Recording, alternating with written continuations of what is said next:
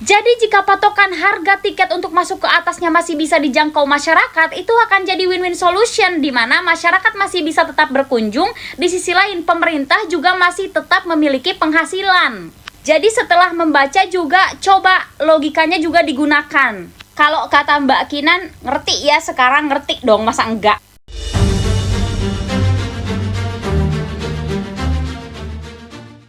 Assalamualaikum warahmatullahi wabarakatuh. Teman-teman, jumpa lagi dengan Enjoy Channel, channel yang membahas berita teraktual, terhangat, dan sedang menjadi perbincangan publik.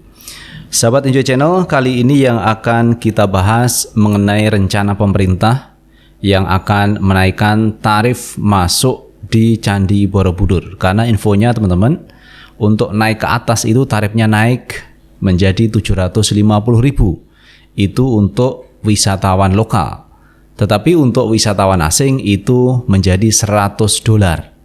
Kalau kali 14.000 berarti sekitar 1.400.000. Kemudian untuk masyarakat umum yang tidak naik ke atas ini tarifnya sekitar 50.000 dan untuk pelajar Rp5.000. Jadi ada yang 5.000, ada yang 50.000, ada yang 750.000, ada yang $100. Itu rencana dari pemerintah yang diwakili oleh Luhut Binsar Panjaitan.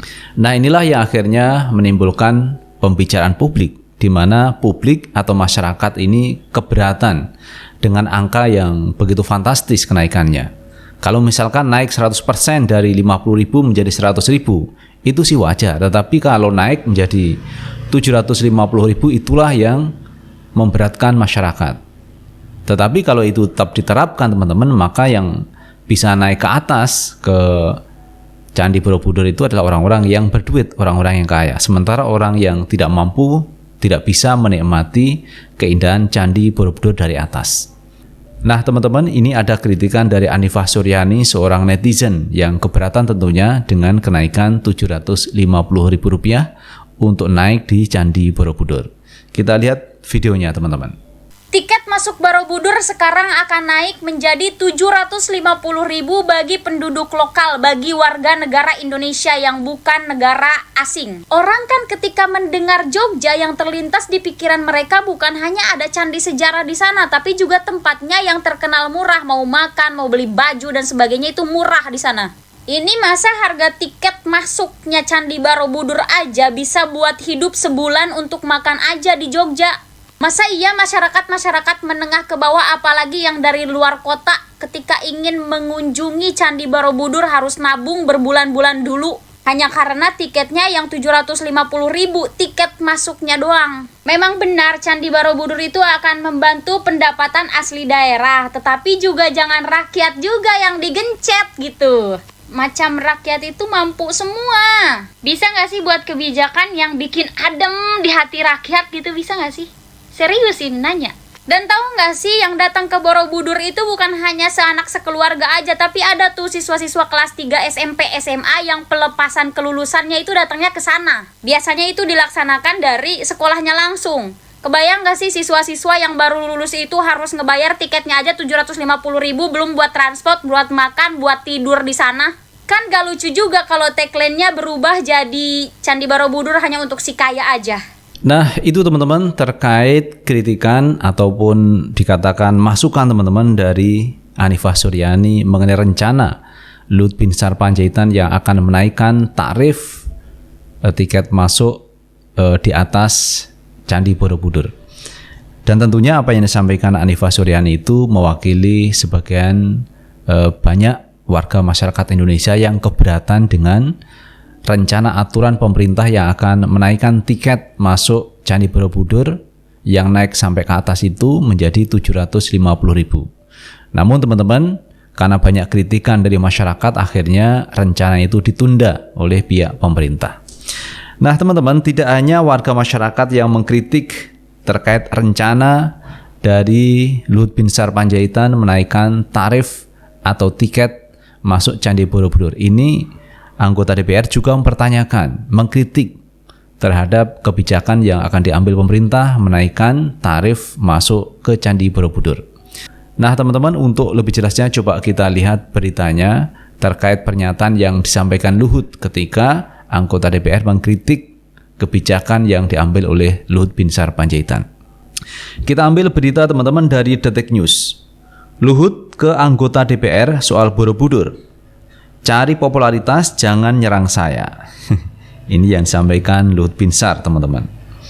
Menko Marves Luhut Binsar Panjaitan membalas para anggota DPR soal kritik terhadap dirinya. Luhut meminta anggota DPR tak mencari popularitas dengan menyerang dirinya.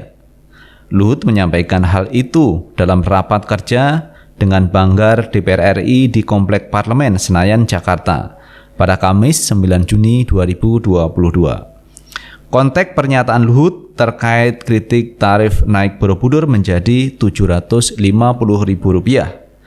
Seperti Borobudur, saya terus dikritik. Itu proses panjang. Jadi kesempatan unek-unek saya juga ya. Jadi jangan Bapak Ibu saja yang unek-unek, saya juga nih dikit, kata Luhut Binsar Panjaitan. Luhut menjelaskan, urusan Candi Borobudur merupakan lintas kementerian. Kemenko Marves juga mengkoordinasikan soal Candi Borobudur. Karena itu Borobudur itu memang pariwisatanya, Pak. Menko Pariwisata ada di saya, Pak. Ada PUPR-nya di situ. Memang Kemendikbud, tapi kan butuh terintegrasi. Nggak bisa sendiri, Pak. Itu sebabnya Republik kita nggak selesai-selesai. Karena kita terlalu segmented. Terlalu, itu kekuasaan saya. Tidak bisa begitu, Pak, ujar Luhut Binsar Panjaitan. Luhut juga menjelaskan, pengelolaan Candi Borobudur pun menggandeng lembaga dari PBB. Akhirnya Luhut memutuskan soal tarif Borobudur ditunda terlebih dahulu. Jadi mengenai Borobudur kita bikin studi komprehensif, Pak, UNESCO itu. Dan angka itulah keluar. Tapi karena ribut-ribut semua, ya sudah. Tunda saja dulu deh, nanti kita pelajari, ucap Luhut. Tapi Bapak Ibu sekalian, saya laporkan, Borobudur tuh turun, Pak, dan sudah mulai rusak ibunya. Luhut menyebut sebaiknya sebuah permasalahan ditanyakan terlebih dahulu kepadanya. Luhut menyebut anggota DPR bisa menelepon dirinya. Jadi ada yang kadang-kadang teman Bapak Ibu juga yang langsung kritik saya 12 pas. Nggak tahu masalahnya, jadi mohon lain kali telepon saya saja. Masalahnya apa sih? Kata Luhut. Luhut mengatakan hanya melaksanakan tugas. Luhut meminta anggota DPR RI tidak mencari popularitas dengan menyerang dirinya. Jadi jangan cari, mohon maaf Bapak Ibu, cari popularitas dengan nyerang saya, Pak. Saya hanya pelaksana saja, Pak, kata Luhut disambut tawa anggota DPR. Luhut mengatakan hanya melakukan tugas yang diembannya. Tugas itu pun dilakukan berdasarkan data. Jadi Luhut itu melaksanakan tugas karena memang ada tugas yang harus dilaksanakan. Berarti ada yang memberi tugas kepada Luhut Binsar Panjaitan, dan di atas Luhut tentunya adalah Presiden. Berarti Presiden yang memberi tugas kepada Luhut Binsar Panjaitan, sehingga Luhut itu melaksanakan perintah tugas dari atasannya. Percayalah, saya nggak lakukan di luar yang semau-mau saya, tidak. Semua yang saya kerjakan basisnya studi, Pak, basisnya data, imbuh Luhut. Luhut Binsar Panjaitan sebelumnya mengatakan pihaknya sepakat membatasi kuota turis yang ingin masuk naik ke Candi Borobudur hanya 1.200 orang per hari dengan biaya $100 untuk turis mancanegara dan $750.000 untuk turis lokal. Luhut menyebut kenaikan harga itu semata-mata demi menjaga kekayaan sejarah dan budaya Nusantara. Jadi angka $100, angka $700.000 itu semata-mata kata Luhut adalah untuk menjaga kekayaan sejarah dan budaya Nusantara. Masa itu teman-teman? Dengan $750.000, dengan $100 itu bisa menjaga budaya Nusantara, bisa menjaga sejarah. Ini pendapat Luhut, teman-teman. Kami juga sepakat dan berencana membatasi kuota turis yang ingin naik ke Candi Borobudur sebanyak 1.200 orang per hari dengan biaya $100 untuk Wisman dan turis domestik sebesar $750.000. Khusus untuk pelajar kami berikan biaya $5.000 saja. ungkap Luhut dalam akun Instagram pribadinya, seperti yang dikutip pada Minggu 5 Juni 2022. Langkah ini saya lakukan semata-mata demi menjaga kelestarian kekayaan sejarah dan budaya Nusantara, imbuhnya. Itu teman-teman alasan Luhut Binsar Panjaitan. Sekarang sudah jelas alasannya bahwa ini dalam rangka untuk menjaga kelestarian budaya. Menjaga budaya yang ada di Indonesia dengan adanya Candi Borobudur itu. Nah, caranya apa? Menaikkan tarif. Naik ke Candi Borobudur untuk wisatawan lokal Rp750.000. Untuk wisatawan mancanegara ini $100. Untuk pelajar Rp5.000. Untuk umum ini Rp50.000. Maksudnya ini tidak masuk ke area yang di atas, teman-teman. Jadi 5.000, 50.000 itu untuk di pelatarannya.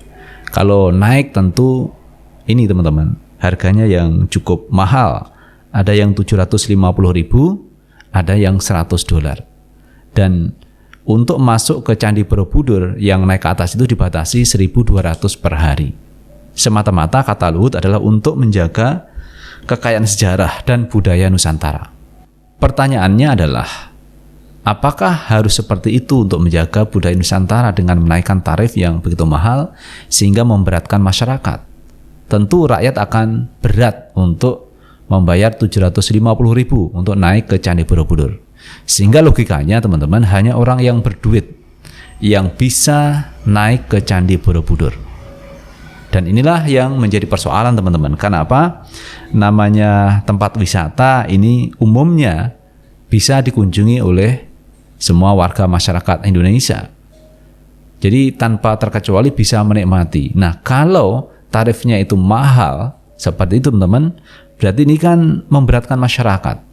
Logikanya masyarakat yang tidak punya duit sebanyak itu tentu tidak bisa naik ke Candi Borobudur.